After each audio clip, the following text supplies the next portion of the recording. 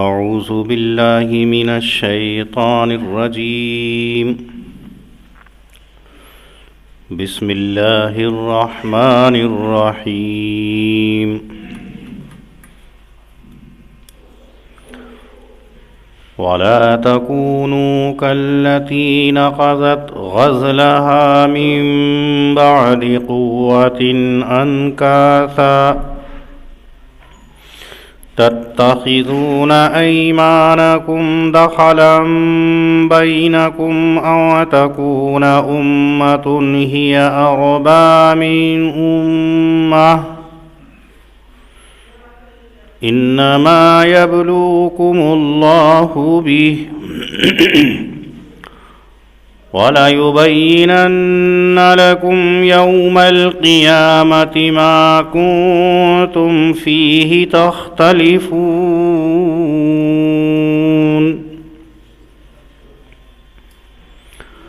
وَلَوْ شَاءَ اللَّهُ لَجَعَلَكُمْ أُمَّةً واحدة ولكن يضل من يشاء ويهدي من يشاء وَلَتُسْأَلُنَّ عَمَّا كُنتُمْ تَعْمَلُونَ. صدق اللہ العظیم.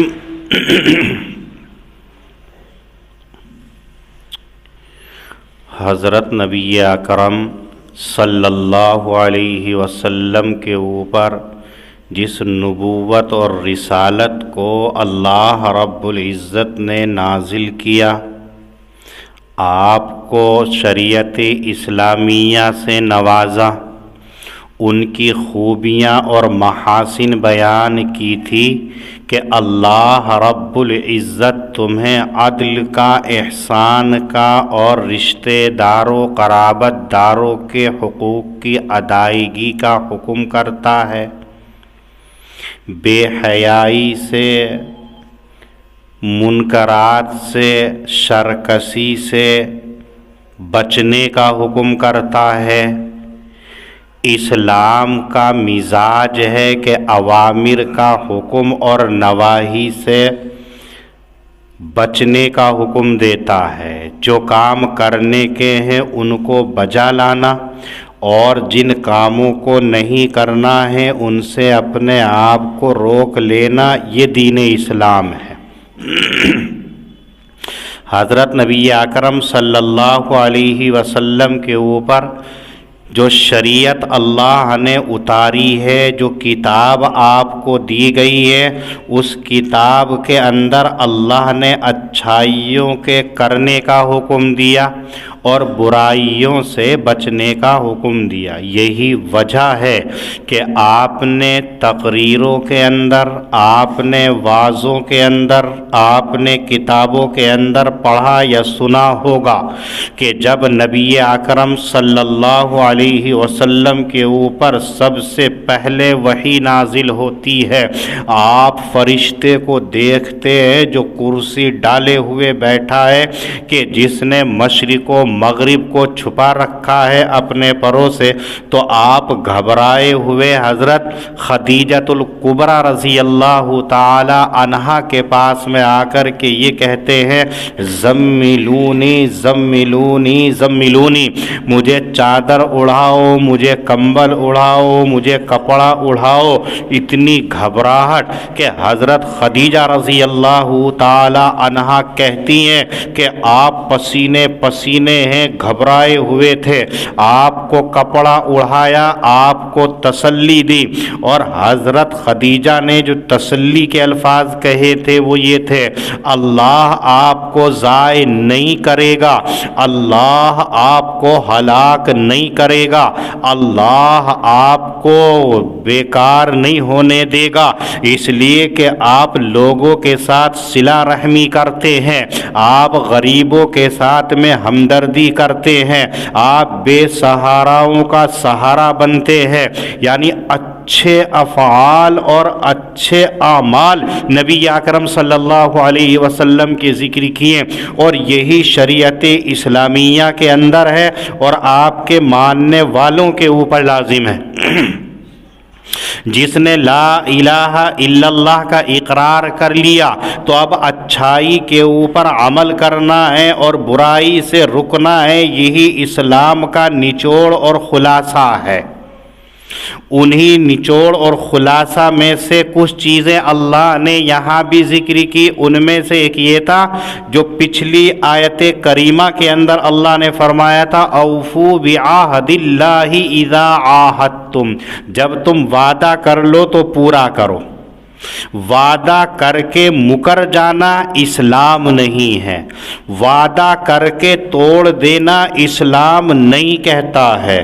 وعدہ کر کے وعدہ خلافی کرنا شریعت اسلامیہ کے اندر روا نہیں ہے۔ جب آپ نے ایک مرتبہ وعدہ کر لیا، جب آپ نے ایک مرتبہ عہد کر لیا، جب ایک مرتبہ اللہ کی قسم کھا لی، اب اس کے خلاف کرنا آپ کے لیے جائز نہیں ہے۔ آپ کی جان جاتی ہے تو چلی جائے، آپ کا مال جاتا ہے تو چلا جائے، آپ کے نقصان ہو رہا ہے تو ہونے دیجئے، لیکن جب اللہ کی قسم کھا لی، اللہ سے عہد کر لیا، چاہے بندے سے کرا چاہے اللہ سے کرا، اب اس کے خلاف کرنا تمہارے لیے روا نہیں ہے۔ اللہ رب العزت تمہارے اعمال کو دیکھ رہے ہیں، جان رہے ہیں، قیامت کے روز سب تمہارے سامنے آئے گا۔ لوگوں کے اندر یہ تھا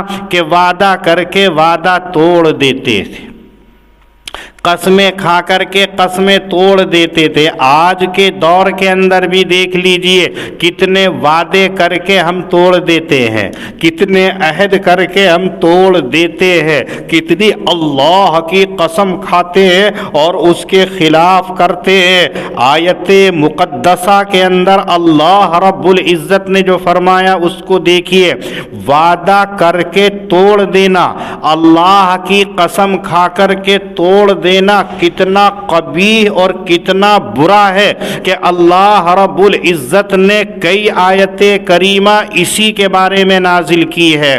پہلی آیت کے اندر تو اللہ نے کہا تھا اوفو بعہد اللہ اذا عاہدتم، جب تم عہد و پیمان کر لو تو اب اللہ کے واسطے اس کو پورا کرو، ولا تنقضوا الایمان بعد توکیدها، اس کو مضبوط اور مؤکد اور پختہ کر دینے کے بعد میں آپ ہرگز نہ توڑو۔ اس مذکورہ آیت کے اندر اللہ نے ایک مثال دی ہے کہ جو لوگ وعدہ کر کے توڑ دیتے ہیں، اللہ کی قسم کھا کر کے توڑ دیتے ہیں، اللہ کے نام کا لحاظ نہیں کرتے ہیں، اللہ کے نام کا پاس نہیں رکھتے ہیں، اللہ کے نام کی عظمت نہیں ہوتی ہے، اللہ کے نام کا احترام نہیں ہوتا ہے، ان لوگوں کی مثال ایسی ہے کہ مکہ المکرمہ کے اندر ایک عورت تھی۔ اس عورت کا کام یہ تھا کہ پورے دن وہ سوت پھرایا کرتی تھی، جو کپاس ہوتا ہے، روئی ہوتی ہے، اس روئی سے دھاگا تیار کرتی تھی۔ جو انصاری ہیں وہ جان جائیں گے یا جو منصوری حضرات ہیں وہ جان جائیں گے کہ دھاگا کیسے تیار ہوتا ہے، دھاگے کا فائدہ کیا ہے۔ تو وہ پورے دن اسی کپاس اور روئی سے دھاگا تیار کرتی تھی۔ جب تیار ہو گیا تو وہ دھاگا کتنا کام کا ہوتا ہے، انصاریوں سے معلوم کیجئے کہ اس دھاگے سے وہ کپڑا تیار کرتے ہیں، اور پھر کپڑے کی اہمیت کو تاجر اور بزاز سے معلوم کیجئے کہ وہ اسی کپڑے کو فنیشنگ کر کے مختلف مراحل سے گزار کر کے کتنا قیمتی اور کتنا اعلیٰ درجے کا بنا دیتا ہے۔ وہ کپڑا کہ جس کو اللہ رب العزت نے قرآن کریم کے اندر کہا ہے युवारिकुम सौआती वरीशा, कि हमने लिबास तुम्हारे बदन की हिफाजत के साथ साथ तुम्हारे जिस्म की तज़यीन के लिए बनाया है। आदमी लिबास पहन कर के कितना खूबसूरत लगता है, उनसे मालूम करो जिनकी शादियां हो चुकी हैं कि एक फंक्शन में एक लिबास पहनने के बाद में दूसरे फंक्शन में जाने के लिए औरत कहती है मुझे दूसरा चाहिए।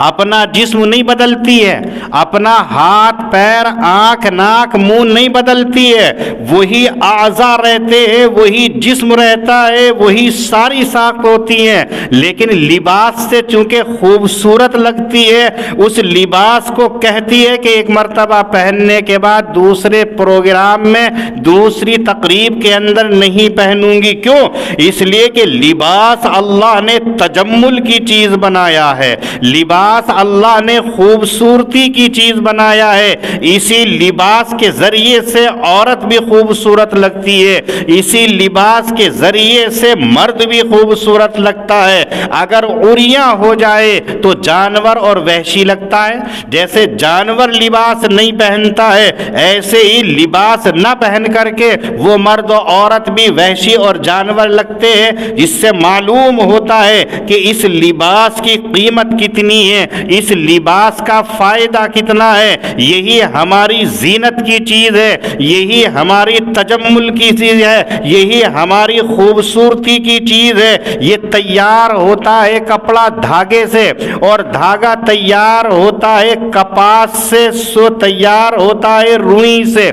वो औरत जो मक्कतुल मुकर्रमा के अंदर रहती थी पूरे दिन वो धागा काटा करती थी, सूत बनाया करती थी। जब पूरा तैयार हो जाता, चूंकि पगली थी, दीवानी थी, पागल थी, अब शाम को बैठ करके अपना धागा टुकड़े टुकड़े टुकड़े करके तोड़ देती थी। अब आप देखिए पूरे दिन मेहनत की और शाम को जब उस मेहनत का फल उसे हासिल हुआ तो उसने उस धागे को तोड़ तोड़ करके ढेर लगा दिया, बेकार कर दिया। न उससे कपड़ा तैयार हो सकता है, न उससे पोशाक और लिबास तैयार हो सकता है, बल्कि ना कोई उसको खरीदने वाला होगा और ना ही उसको कोई अक्लमंद कहेगा। सारे लोग उसे पागल मजनू दीवाना कहेंगे।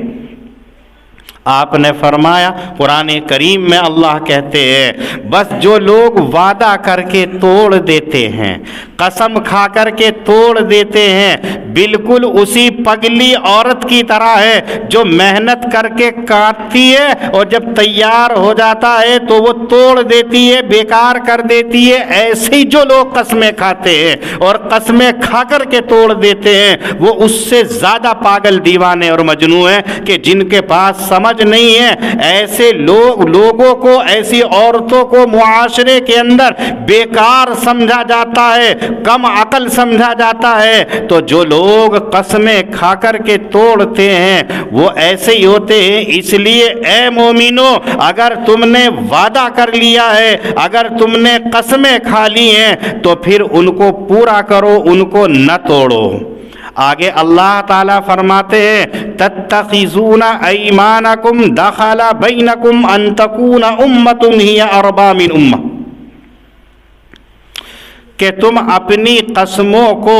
हीला बहाना बनाते हो आपस में एक दूसरे के अंदर दाखिल होने पर कि एक जमात दूसरी जमात के अंदर घुसी चली जाती है, एक जमात दूसरी जमात को नुकसान पहुंचाना चाहती है। मतलब आयत करीमा का ये है कि आदमी एक जमात से मुंसलिक हो गया, अब देखा कि दूसरी पार्टी ज़्यादा मजबूत है तो इधर अहदो पैमान कर रखा है, इन तमाम को छोड़ करके दूसरी पार्टी में चला जाता है। पहले ये तरीका हुआ करता था कि दो जमातें हैं, दोनों बड़ी बड़ी जमातें हैं, फिर छोटे छोटे कबीले हुआ करते थे, छोटे छोटे खानदान हुआ करते थे, छोटी छोटी बिरादरियां हुआ करती थी, छोटे छोटे कुनबे हुआ करते थे। तो ये कबीले जो छोटे होते थे देखते थे कि कौन सी जमात ताकतवर है, جس سے ہمارا معاہدہ ہو سکتا ہے ان سے مصالحت کر لیتے تھے، ان کے ساتھ میں رہتے تھے۔ لیکن کبھی ایسا ہوا کہ جس جماعت سے انہوں نے عہد و پیمان کیا، جس جماعت سے انہوں نے اقرار وعدہ وعید کیے، وہ جماعت کمزور پڑ گئی اور دوسری جماعت حاوی ہو گئی، تو فوراً ان وعدے کو چھوڑ کر کے، ان عہد کو چھوڑ کر کے دوسرے کی گود میں جا کر کے بیٹھ جاتے تھے۔ اللہ نے منع فرمایا، جب ایک سے آپ نے اپنا تعلق قائم کر لیا تو اب اس کو توڑ کر دوسرے کے پاس نہ جاؤ۔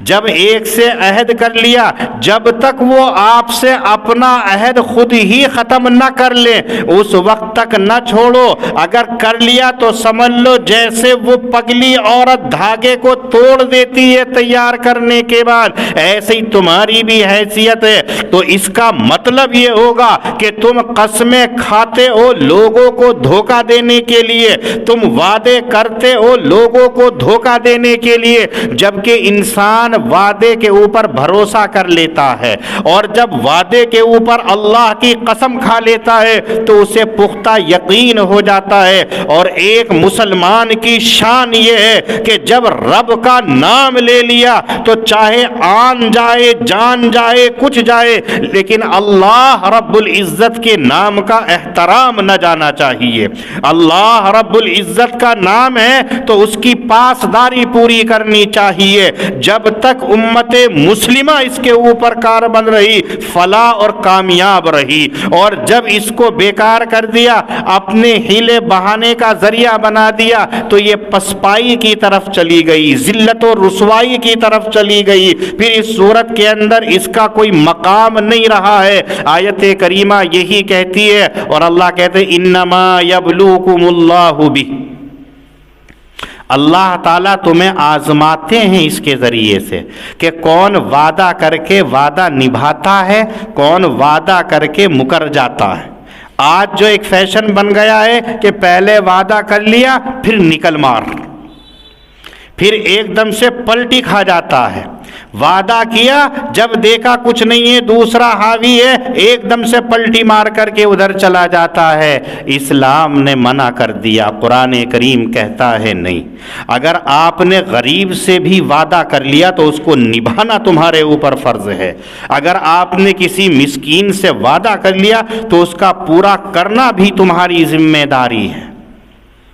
اسلام یہ کہتا ہے جب وعدہ کیا ہے تو اس وعدے کو پورا کرنا چاہیے، وعدہ خلافی ہرگز نہیں کرنی چاہیے۔ آپ کو تاریخ کا ایک واقعہ بتاتا ہوں جس سے پتہ چلے گا کہ اسلام اور اہل اسلام کیا چیز ہے۔ حضرت عمر ابن عبدالعزیز رحمت اللہ علیہ، جن کو خلیفہ عادل کہا جاتا ہے، جن کے زمانے کے اندر شیر اور بکری ایک پن گھٹ کے اوپر پانی پی لیا کرتے تھے، جن کا عدل انسانوں سے نکل کر کے جانوروں تک کے اندر پایا جاتا تھا۔ یہ اسلام کی حقانیت ہے کہ جب انسان اسلام کا ہو جاتا ہے تو ہر چیز اس کی تابع ہو جاتی ہے۔ آپ تاریخ افریقہ کو اٹھا کر کے دیکھیے گا، جب افریقہ کے جنگلوں کے اندر اہل اسلام جاتے ہیں، طارق ابن زیاد کے بارے میں مورخ لکھتا ہے، وہ اپنے قافلے کو لے کر کے افریقہ کے ساحل سے اتر کر کے جب جنگل کے اندر جاتا ہے تو ایسی جگہ کا انتخاب کرتا ہے کہ جہاں پر انسان جاتا ہوا بھی ڈرا کرتا تھا۔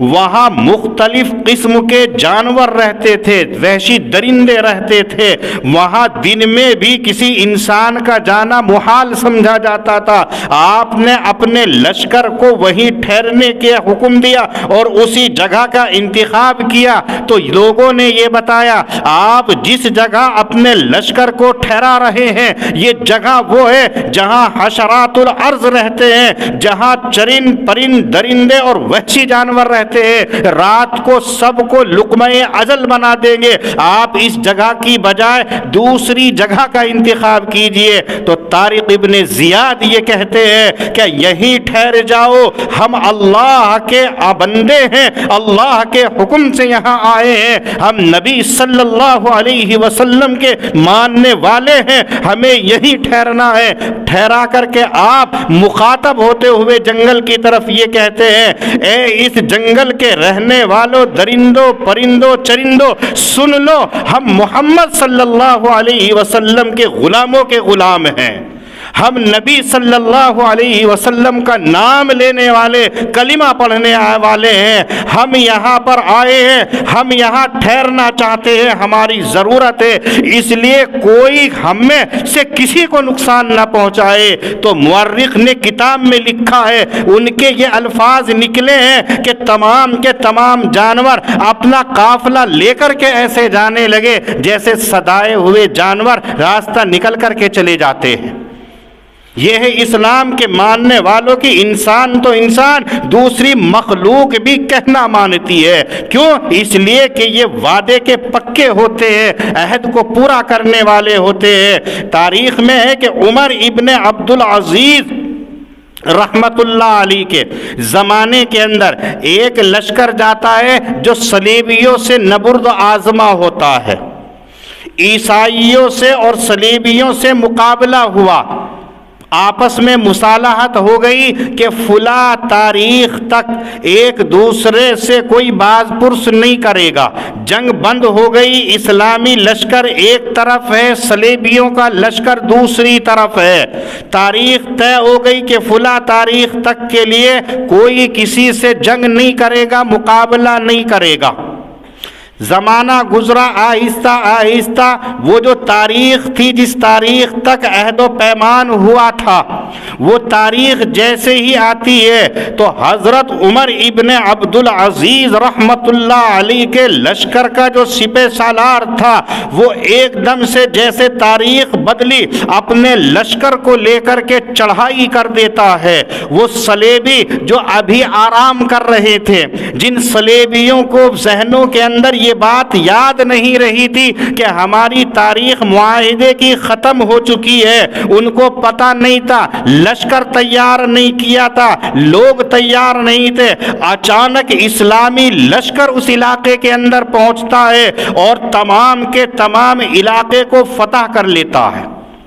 مسلمانوں نے وہ پورا علاقہ فتح کر لیا، وہ ہار کر کے بیٹھ گئے، جو پادری تھے وہ آپس کے اندر اکٹھا ہوئے اور چند پادریوں نے یہ طے کیا کہ خلیفہ مسلمین عمر ابن عبد العزیز کے پاس جا کر کے بات رکھی جائے۔ پادریوں کا لشکر حضرت عمر ابن عبد العزیز رحمت اللہ علیہ سے ملنے کے لیے پہنچتا ہے۔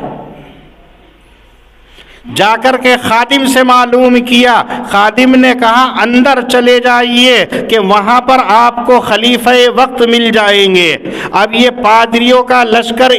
پادریوں کا وہ وفد اجازت ملنے کے بعد کے اندر جاتا ہے تو کیا دیکھتا ہے کہ ایک شخص ہے جو کمزور سا ہے، سیڑھی کھڑی کر رکھی ہے، دیوار کے اوپر جو ہے کچھ مرمت کر رہا ہے، اور ایک عورت پردہ نشی ہے وہ اس کا تعاون کر رہی ہے۔ یہ دیکھ کر کے وہ پادری واپس آ جاتے ہیں کہ اندر تو کوئی نظر نہیں آ رہا ہے، اندر تو کوئی بھی نہیں ہے، وہاں تو ایک مستری اور ایک مزدور کام کر رہا ہے، مستری مرد ہے اور مزدور ایک پردہ نشی عورت ہے۔ سوچا ابھی خلیفہ یہاں نہیں ہوں گے، واپس آئے، خادم سے کہا کہ تم نے کس کے پاس ہمیں بھیجا تھا؟ ہم نے کہا تھا کہ ہم خلیفہ سے ملنا چاہتے ہیں، وہاں تو کوئی نہیں ہے، ایک آدمی ہے جو سیڑھی پر چڑھا ہوا ہے، ایک عورت ہے جو اس کے پاس کھڑی ہوئی اس کی معاون بنی ہوئی ہے۔ تو خادم یہ کہتا ہے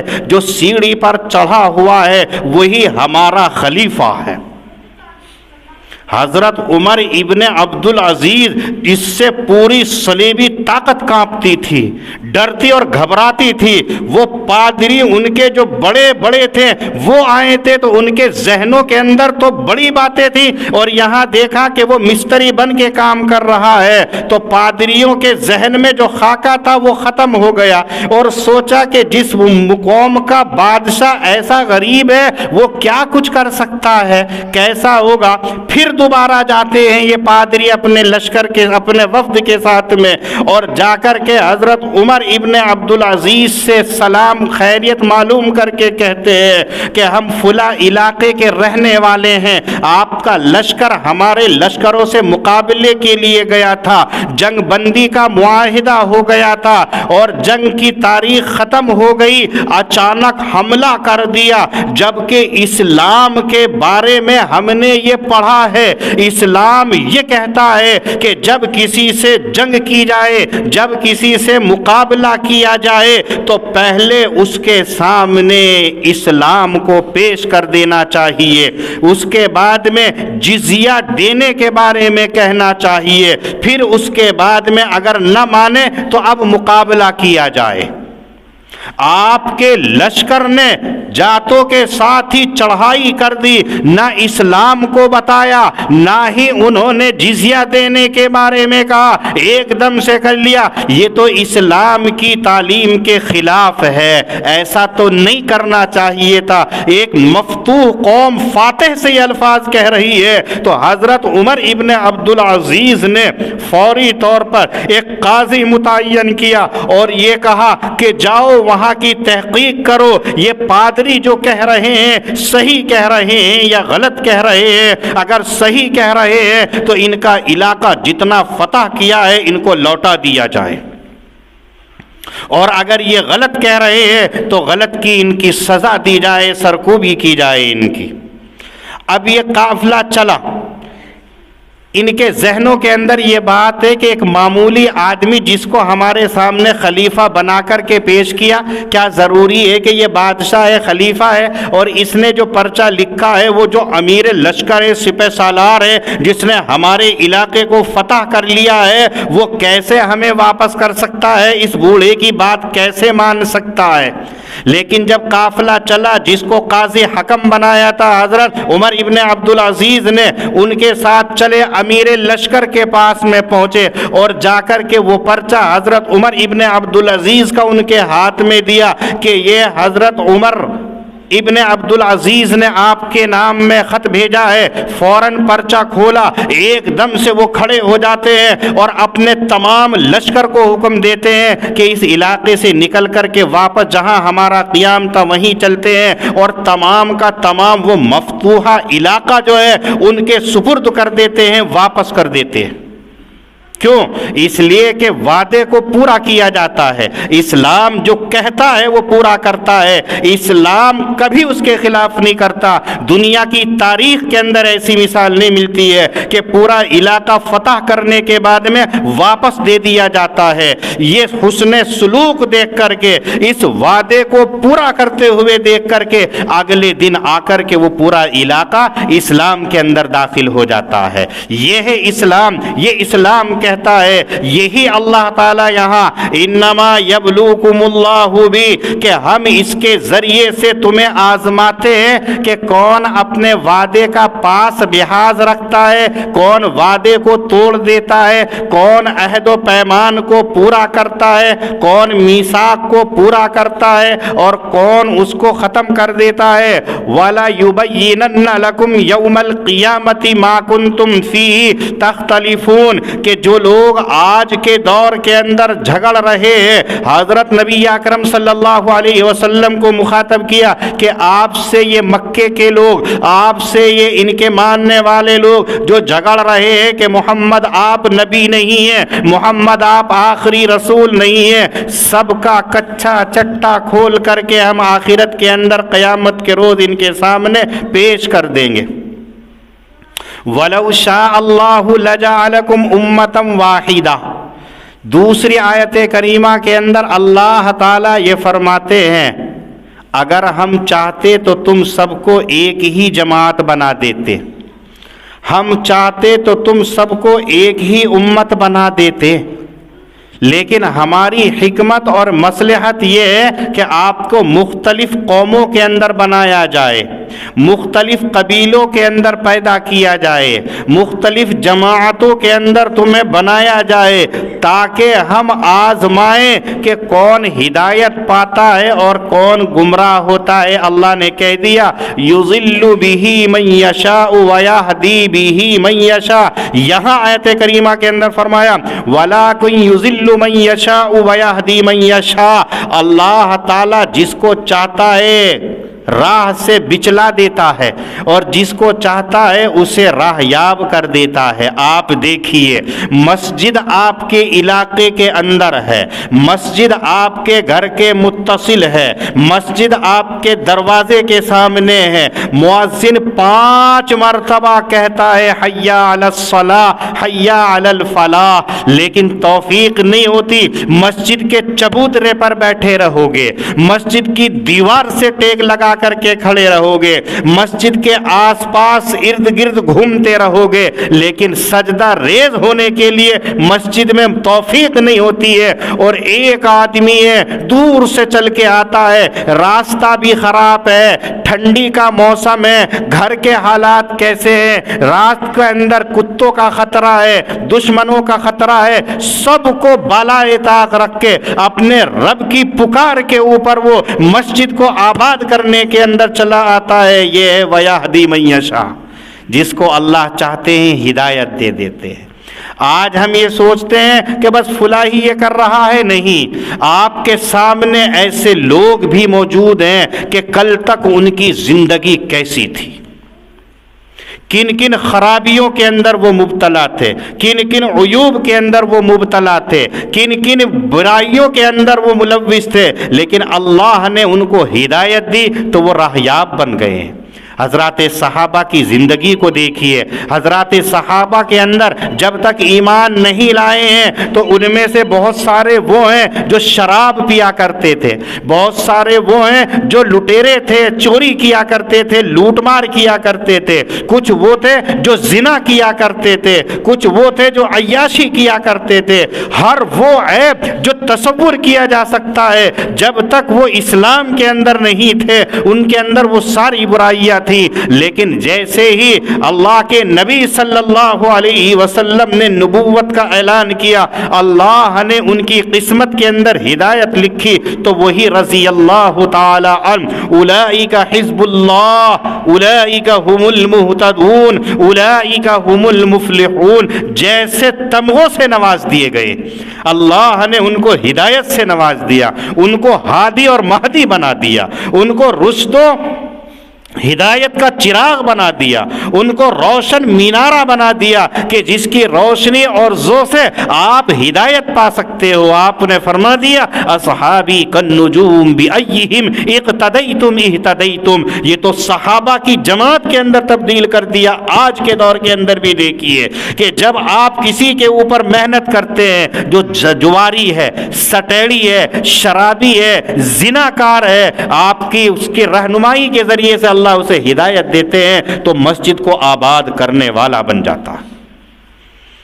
یہ یضل بہ کثیرا ویہدی بہ کثیرا، اور اسی کے ذریعے سے یہاں کہا عہد و پیمان کے ذریعے سے اللہ تعالیٰ تمہیں بچلاتا بھی ہے اور اسی کے ذریعے سے اللہ تعالیٰ تمہیں ہدایت بھی دیتا ہے۔ اور آیت کے آخر کے اندر اللہ نے یہ بھی کہہ دیا تم جیسی زندگی گزار کر کے جاؤ گے سب کچھ کے بارے میں تم سے پوچھا جائے گا، وَلَا تُسْأَلُنَّ عَمَّا كُنْتُمْ تَعْمَلُونَ، جو تم دنیا کے اندر کرتے ہو اس سب کے بارے میں تم سے پوچھا جائے گا۔ ایسا نہیں کہ کر کے بھول گئے تو پوچھا نہیں جانے کا ہے، ہماری ماضی ہمیں یاد نہیں ہے لیکن فرشتوں کو یاد ہے، انہوں نے لکھ رکھا، اللہ کو یاد ہے، اللہ کبھی بھولتے نہیں۔ تو اگر دنیا کے اندر ہم نے جیسی زندگی گزاری ہے اللہ کے یہاں اس کا ہر ایک کا حساب دینا ہے۔ یہی وجہ ہے کہ نبی کریم صلی اللہ علیہ وسلم نے فرما دیا ہر انسان کی تقدیر کو لکھ دیا گیا ہے۔ رحم مادر کے اندر بچہ ہوتا ہے، اللہ تعالیٰ فرشتے کو حکم بھیج کر کے 4 باتوں کو جب ہی لکھوا دیتے ہیں۔ پہلی یہ لکھی جاتی ہے کہ اس کا رزق کتنا ہوگا،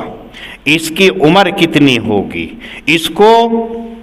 کیا عمل کرے گا، آیا یہ نیک بخت ہوگا یا بدبخت ہوگا، اس کے اعمال لکھ دیے جاتے ہیں، اس کی عمر لکھ دی جاتی ہے، اس کا رزق لکھ دیا جاتا ہے، شقی ہوگا یا سعید ہوگا لکھ دیا جاتا ہے، نیک بخت ہوگا یا بدبخت ہوگا، ہدایت یافتہ ہوگا یا گمراہی کا شکار ہوگا، یہ سارے لکھ دیے جاتے ہیں۔ لیکن کل میسر لما خلق لہ، نبی اکرم صلی اللہ علیہ وسلم سے حضرات صحابہ نے کہا تھا جب اللہ نے ہمارے بارے میں آنے سے پہلے لکھ دیا کہ وہ نیک ہوگا یا بدبخت ہوگا تو پھر ہمیں عمل کرنے کی کیا ضرورت ہے، وہ تو نوشتہ تقدیر کے اندر لکھا ہوا ہے۔ تو آپ نے فرمایا کلو میسر لما خلق لہ، جس آدمی کو جس کام کے لیے پیدا کیا گیا ہے اس کے لیے وہ اعمال آسان کر دیے جاتے ہیں۔ اگر نماز کے لیے ہے تو اس کو نماز پڑھنے کے لیے آسان کر دیا جائے گا، جو نماز پڑھنا نہیں چاہتا ہے اس کے لیے ہزار بہانے ہیں۔ بھائی جابر بیٹھے ہیں، ان سے معلوم کر لو کتنا شفقت کا ہاتھ رکھ کر کے کہتے ہیں بھائی مسجد میں چلو، بھائی اللہ کے گھر کے اندر چلو، ٹھیک ٹھاک ہے اجلے کپڑے پہن رکھے، کیا کہے گا کپڑے گندے ہو رہے ہیں، پیشاب کی چھینٹیں آ گئی تھی، برابر سے کتا گزرا تھا وہ لگ کر کے چلا گیا تھا، بچے کو میں نے لیا تھا اس کی چھینٹیں آ گئی تھی، بیوی کے قریب گیا تھا کپڑا گندا ہو گیا، ہزاروں بہانے اس کے پاس میں آ جائیں گے اگر نماز کی توفیق نہیں ہے۔ اور اگر اللہ نے اس کو نماز کی توفیق دی ہے وہ غسل بھی ٹھنڈے پانی میں کر لے گا، اپنے کپڑے بھی بدل لے گا اور اللہ کے گھر کو بھی آباد کر دے گا۔ یہ ہے کل میسر لما خلق لہ۔ انسان اگر عبادت کر رہا ہے تو سمجھ لو اللہ نے تمہیں اسی لیے پیدا کیا ہے۔ جن لوگوں کے پاس میں بہانے ہوتے ہیں جو جمعے کے جمعے آتے ہیں، اگر امام کی 10 منٹ لیٹ ہو جائے تو ان کا جو ہے دماغ 7ویں آسمان پر پہنچ جاتا ہے، پارا ہائی ہو کر کے ان کا بی پی پھٹنے کے لیے تیار ہو جاتا ہے، ان کو لیے پریشانی ہے چونکہ ان کو اس لیے پیدا نہیں کیا گیا ہے۔ اگر اللہ نے ہمیں مسجد میں آنے کی توفیق دی ہے تو سمجھ لو اللہ نے ہمارے لیے آسان۔ اگر کوئی شراب پیتا ہے، جوا کھیلتا ہے، لڑکیوں کو چھیڑتا ہے تو سمجھ لو اس کے لیے وہی آسانیاں کر دی جو جہنم میں لے جانے کا ذریعہ اور سبب ہے۔ اس لیے اللہ رب العزت نے اگر ہمیں توفیق اعمال صالحہ کی بخشی ہے تو اسے غنیمت جانیے۔ ہمیں جتنا بھی موقع مل جائے عبادت کرنے کا، نیک کام کرنے کا، اچھے کام کرنے کا، اسوہ رسول کو اپنانے کا، اس کو کریے گا، ورنہ ایسا نہ ہو کہ کل کو پچھتانا پڑے۔ قیامت کے روز ہم سے ضرور پوچھا جائے گا وَلَا تُسْأَلُنَّ۔ عربی جاننے والے جانتے ہیں کہ لام تاکید بانون تاکید ثقیلہ کے ساتھ میں اللہ نے استعمال کیا جو انتہائی تاکید کے لیے ہوتا ہے کہ یقیناً جس کے بارے میں شبہ نہیں ہو سکتا ہے تم سے ضرور پوچھ گچھ ہوگی جو تم نے عمل معمولی سے معمولی بھی کیا ہے۔ ایک جگہ اللہ نے فرمایا لا یغادر صغیرۃ ولا کبیرۃ الا احصاها۔ قیامت کے روز جب تمام انسان اپنے نامہ اعمال کو دیکھیں گے تو چھوٹی سے چھوٹی اور بڑی سے بڑی حرکت کو اس کے اندر لکھا ہوا پائیں گے تو یوں کہیں گے ان اعمال کو دیکھیے کیا ہو گیا، انہوں نے ہماری چھوٹی سی بات کو بھی نہیں چھوڑا۔ جیسے آج دنیا میں ہوتا ہے نا چھوٹی باتیں چھوڑ دے، مثلا جابر بھائی کے پاس میں سامان لینے کے لیے گئے، انہوں نے دل بنا دیا 15,510 روپے کا، اب انہوں نے جو ہے 15,500 روپے دے دیے، کہا 10 چھوڑو۔ یہ پتہ نہیں کہ 10 تو ان کے نفع کے ہے، دنیا کے اندر چھوڑ دیتے ہیں کچھ بھی نہیں ہے۔ ایسی وہاں نہیں ہوگا، وہاں تو ذرے ذرے کا حساب ہوگا۔ اور آقا صلی اللہ علیہ وسلم نے فرمایا جس آدمی کا اللہ حساب لینے پر آ جائے گا اس کا بچنا ناممکن ہے۔ اسی واسطے آپ دعا فرمایا کرتے تھے اللہم حاسبنی حسابا یسیرا، اے اللہ ہلکا پھلکا حساب لینا۔ تو حضرت عائشہ صدیقہ رضی اللہ تعالی عنہا نے پوچھا تھا یا رسول اللہ یہ ہلکا پھلکا حساب کیا ہے؟ آپ کو تو اللہ تعالیٰ نے فرما دیا ما تقدم من ذنبہ وما تاخر، تمہارے تو اگلے پچھلے سارے گناہ معاف ہیں، پھر آپ ہلکا پھلکا حساب کیوں؟ تو آپ نے فرمایا عائشہ اگر رجسٹر کو بس یوں کر کے دیکھ کر کے کر دیا جائے تو یہ ہلکا پھلکا ہے، اگر ایک ہی پیچ کھول کر کے اس کو دیکھ لیا تو بچنا ناممکن ہے۔ اور ہمارے گناہوں کے رجسٹروں کے انبار فرشتوں نے لگا دیے ہوں گے، ان سے بچنا کیسے ممکن ہوگا؟ ناممکن ہے۔ اس لیے ان نامہ اعمال کو ختم کرانے کے لیے اپنے اعمال کو درست کرنے کی فکر کرنی چاہیے، ورنہ تو قیامت کے روز ضرور باز پرس ہوگی۔ وَلَا تَكُونُوا كَالَّتِي نَقَضَتْ غَزْلَهَا مِن بَعْدِ قُوَّةٍ أَنْكَاثًا، اور مت رہو اس عورت کی طرح کہ جس نے اپنا سوت کاتا ہوا محنت کے بعد میں ٹکڑے ٹکڑے کر دیا۔ تتخذون ایمانکم دخلا بینکم، کہ ٹھہراتے ہو تم اپنی قسموں کو بہانہ دخل دینے کا ایک دوسرے کے اندر، ان تکون امۃ ہی اربا من امہ، کہ ایک فرقہ چڑھا جاتا ہے دوسرے فرقے سے۔ انما یبلوکم اللہ بی، یقیناً اللہ تعالیٰ تمہیں اس کے ذریعے سے آزماتے ہیں۔ ولا یبینن لکم یوم القیامہ، اور آئندہ تمہارے سامنے کھول دے گا قیامت کے روز وہ چیز کہ جس کے بارے میں تم جھگڑتے ہو۔ ولو شاء اللہ لجعلکم امۃ واحدہ، اور اگر اللہ چاہتا تو تم سب کو ایک جماعت کر دیتا۔ وَلَٰكِن يُضِلُّ مَن يَشَاءُ وَيَهْدِي مَن يَشَاءُ، لیکن بچلاتا ہے جس کو چاہتا ہے اور ہدایت دیتا ہے جس کو چاہتا ہے۔ وَلَتُسْأَلُنَّ عَمَّا كُنتُمْ تَعْمَلُونَ، اور ضرور بھی ضرور تم سے پوچھ گچھ ہوگی ان تمام اعمال کے بارے میں جو تم کرتے ہو۔ اللہ پاک ہم سب کو دین کی صحیح سمجھ عطا فرمائے۔ وآخر دعوانا ان الحمد للہ رب العالمین۔